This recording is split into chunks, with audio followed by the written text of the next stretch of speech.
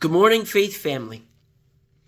This morning and the next few weeks, I want to talk about an important subject, a topic, something in our lives that for many of us, maybe all of us, feels like a third appendage, that when we're without it or we lose it, we almost feel like we lost our arm, and that is our phones.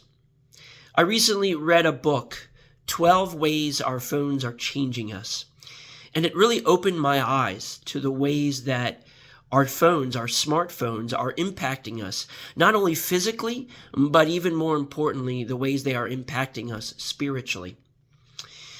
The first way that the author talks about in the book, the first way that the phone is impacting us, I think is actually a very huge one in our culture today, and that is our phones are changing us and leading us into distractions. One theologian had this to say. He said, "Our spiritual condition in the world today is one of spiritual ADD." It's crazy to think about that on average, every 4.3 minutes, we check our phones. And what is one of the biggest distractions today when it comes to checking our phones every 4.3 minutes? And that's social media.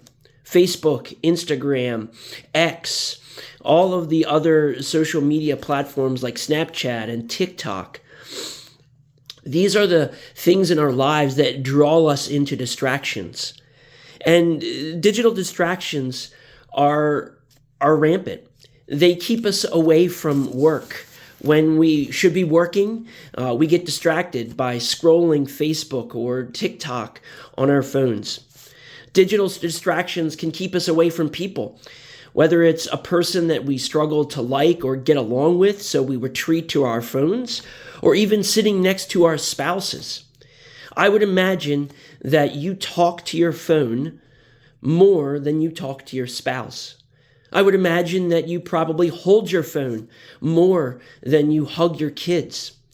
I would imagine that you probably look at your phone more often than you read your Bible. Our phones can distract us.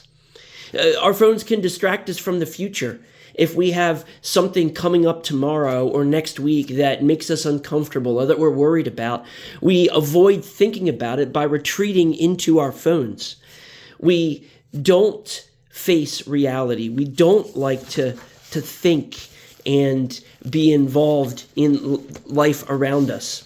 Here's how the author of the book, Tony Reinke, put it when it comes to distractions. He says, "Our phones amplify our addiction to our distractions and thereby splinter our perception of our place in this life and in time." As I was thinking about ways that our phones distract us, that our phones lead us away from thinking, from spending time with God, from spending time with others, Psalms chapter 90, verse 12 came to my mind. The psalmist says, "Teach us, O Lord, to number our days, so that we may get a heart of wisdom." It reminds me that being distracted is a breeding ground for foolishness. Renewing our minds, right? Growing and transforming and thinking are the ways we become more like Christ.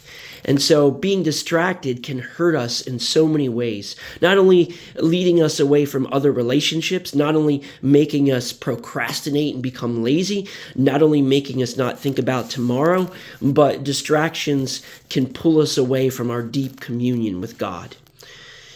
So how is your phone distracting you? Here's a question to think about as we close this video down on smartphones and the ways they can distract us. A simple question. Do my smartphone habits distract me from genuine communion with God? What's the first thing you're looking at each morning when you wake up? Your Bible and time with God, or your smartphone and scrolling Facebook? A simple question here this morning. Is your phone and your phone habits distracting you from life, from others, and more importantly, from your relationship with God? Blessings, and have a great day.